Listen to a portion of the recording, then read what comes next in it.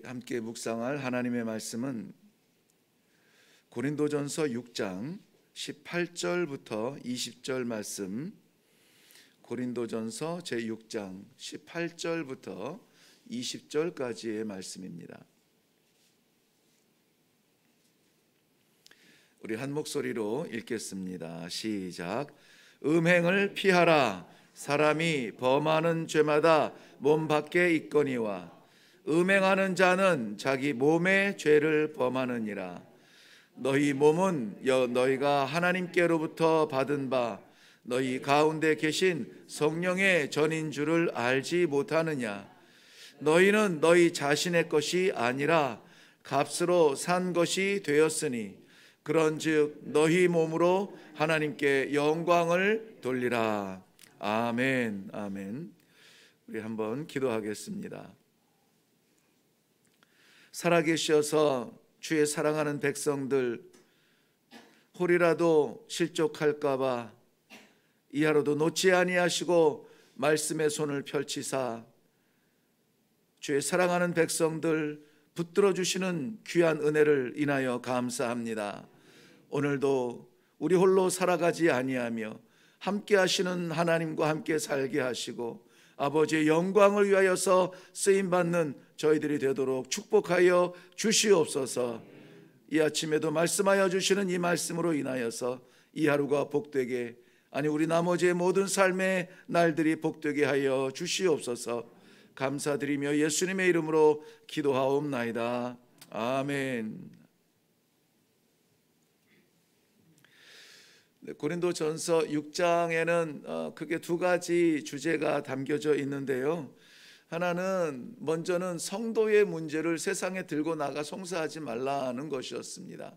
그 앞부분에 담겨져 있고, 오늘 우리가 본 말씀 앞뒤로 보면 우리 성도들의 거룩한 삶을 위해서 성도들의 몸을 음란한 곳에 사용하지 말라.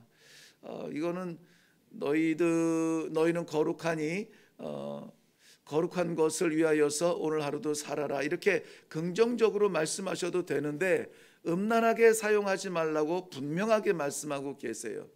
교회 안에서 성도들끼리 나누기는 참 어려운 껄끄러운 말씀인데, 아니요, 분명히 하나님께서는 우리의 사정과 우리의 삶을 너무나 잘 아시기 때문에 이렇게도 분명하게 말씀하고 계시는 것입니다. 음란하게 살지 말라. 성도의 문제로 세상 송사 들고 나가는 것 없지 않습니다. 교회의 문제로 목사와 성도들, 목사와 장로들, 이 당회 안에서도 송사로 나아가고 목사끼리도 송사하는 일이 없지 않아 있습니다.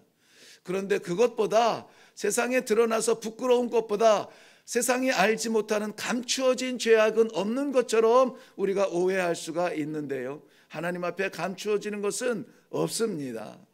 그렇기 때문에 우리가 하나님 앞에 거룩한 예배자로서의 삶은 주일 예배 1시간 거룩한 것이 아니라 삶의 현장에서, 그것도 나 혼자 아무도 곁에 증인이 없는 자리에서 살아가는 내 모습이 하나님 앞에 드려지는 진정한 예배의 자리다, 이렇게 늘 말씀하고 있습니다. 오늘도 우리가 나아가야 되는 그 자리에 어떤 일이 있을지 알지 못합니다. 분명한 것은 우리는 하나님의 거룩한 성전이니 하나님께서 기뻐 받으실 예배적 삶을 살아드려야 한다는 것입니다. 틈이라도 주지 말고 마귀에게 정말 작은 것 하나 실책당하지 말고 음란 가운데 우리를 정결하게 지켜서 그 무엇으로도 우리가 부끄럽지 아니하는 아름다운 삶의 예배가 되시기를 주님의 이름으로 축원합니다. 이 시대에 참 아름다운 성경 말씀이기도 하고 아름다운 말씀이기도 하지만은 우리가 자칫 오해하는 것이 있습니다. 하나님은 사랑이시라는 거죠.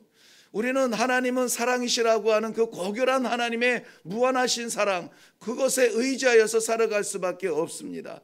그럼에도 불구하고 때로는 우리는 하나님을 사랑이라고 하는 철창 속에 가두어 놓고 나는 내 인생은 마음대로 살아가며 무슨 짓을 하여도 하나님은 사랑이니까 하나님은 나를 사랑하셔야 되고 하나님은 용서하셔야 되고 하나님은 나를 덮으셔야 되고, 그렇게 자유를 방종으로 바꾸어서 살아가는 그러한 성도들이 없지 않은 이 즈음에 이 말씀은 우리에게 너무나 소중한 나침반 같은 삶의 말씀인 줄로 믿습니다. 오늘 성도로서 예배자로서 살아가는 귀한 하루를 꿈꾸고 기도하고 계시다면 오늘 이 말씀을 마음에 담고 하나님 앞에서 한 발자국 한 발자국 지켜나가며 살아갈 수 있기를 바랍니다. 우리는 여전히 연약한 존재일 수밖에 없습니다. 여전히 우리는 약점이 있습니다. 불안감이 있습니다. 다 가졌다고 하지만은 그러나 없는 건 무엇을 찾아 헤매는 우리의 심성은 여전히 떨고 있습니다. 로마서 7장 24절 말씀에 사도 바울은 스스로 오라 나는 곤고한 사람이라 그랬습니다. 나는 곤고한 사람이다. 나는 문제가 많다. 나는 괴롭다. 나는 큰 짐을 지고 있다. 삶이 버겁다. 나는 곤고한 사람이라고 했습니다. 심지어는 이 사망의 골짜기 같은 이 사망의 몸덩어리 같은 이 사망의 몸에서 누가 나를 좀 건져내 줄 수 없을까 고민하고 있는 그의 고민을 봅니다. 우리는 어떻습니까? 우리는 좀 나을까요? 우리는 하나님 앞에 날마다 거룩한 삶을 산다고 말씀드릴 수가 있을까요? 사도 바울의 고백처럼 우리는 선을 행하기를 원하지만 그러나 돌아보는 우리의 삶의 자취에 육신의 열매만 남았다 아쉬워하지 않을까요? 그러한 삶이 있다면 오늘 말씀 가운데 참 진리 받으시기를 바랍니다. 성도의 몸은 하나님께서 값을 주고 사신 하나님의 거룩한 성전이라는 것이 오늘 말씀의 중심입니다. 거룩한 성전이라 하나님의 영이 거하시는 곳입니다. 하나님께서 내주하여 주시는 곳입니다. 건물 안에 갇혀있지 아니하고 우리 삶의 현장마다 우리의 괴로운 자리마다 함께 가서 괴로워하시고 어려운 자리마다 그 어려움을 같이 겪으시고 기쁨의 자리에서 함께 춤을 추시는 우리 아버지가 하나님 우리 아버지라는 사실을 믿으시기를 바랍니다. 그렇기 때문에 우리는 하나님께서 기뻐하시는 나와 함께 동행하시는 하나님이 기뻐하시는 삶을 살지언정 우리의 몸을 더럽게 던져서는 안 됩니다. 더럽게 던져서는 안 됩니다. 본문에서 음행을 피하라 음행을 피하라 더러운 것에서 내 몸을 빼앗아 도망쳐 나와라 피하라고 말씀하세요. 왜 그렇습니까? 음행과 영광 거룩은 함께 갈 수가 없습니다. 하나님께서는 불꽃 같은 눈동자로 살피시기 때문에 위장에 대하여 속지 아니하십니다. 사람은 외모를 보지만은 하나님께서는 그 속마음 우리의 심장 폐부까지 다 들여다보시고 다 아시는 하나님이세요. 우리를 지으신 그 하나님 앞에서 우리는 위장할 수가 없는 것입니다. 그렇기 때문에 나를 아시는 하나님 앞에서 동행하며 산다라는 이 믿음의 생활을 살 수 있기를 바라요. 하나님께서 우리를 지으실 때에 그저 상관없는 그러한 덩어리로 만들지 않았습니다. 우리의 형상대로 만들자 하나님의 형상대로 만들자 했습니다. 하나님의 형상 앞에 더러운 것으로 채워지지 않기를 바랍니다. 생각조차 들지 아니하도록 기도 가운데 우리의 영혼을 붙들어 달라고 지켜달라고 성령께서 파수해 달라고 기도할 수 있기를 바랍니다. 이사야서 43장 21절 우리 너무나 자주 이렇게 암송하는 말씀인데 우리 삶의 존재가 내가 무엇 때문에 이 땅 위에 왔고 내가 무엇 때문에 살아가야 되는지 삶의 방향성이 분명하게 정해진 정하신 하나님의 뜻이 있습니다. 오늘 성도 여러분 무엇을 어떻게 왜 살아야 합니까? 한 가지예요. 이 하나님께서 우리를 지으신 그 목적은 하나라고 했습니다. 나의 찬송을 부르게 하려 함이라. 누가? 내 백성이에요. 내 백성이. 우리가 하나님의 백성이라고 생각하고 믿음이 있다면은 오직 이 하나의 목적을 가지고 살 수 있기를 바라요. 하나님의 영광을 찬송하기 위하여서 어디를 가든지 무엇을 하든지 누구를 만나든지 하나님의 기쁨이 되고 하나님의 찬송이 되는 삶을 위하여서 노력하고 결단하고 결정하고 나아갈 수 있는 복된 하루가 되시기를 바랍니다. 성도의 몸은 그리스도의 지체라 그랬습니다. 이거 내 것이라고 내 것이 아닙니다. 내 것이라고 내 것이라 주장하지 못하고 우리는 그저 주님의 지체라 이렇게 성경은 기록하고 있습니다. 에베소서 1장 23절 말씀에도 교회는 그의 몸이니 만물 안에서 만물을 충만하게 하시는 이의 충만이니라.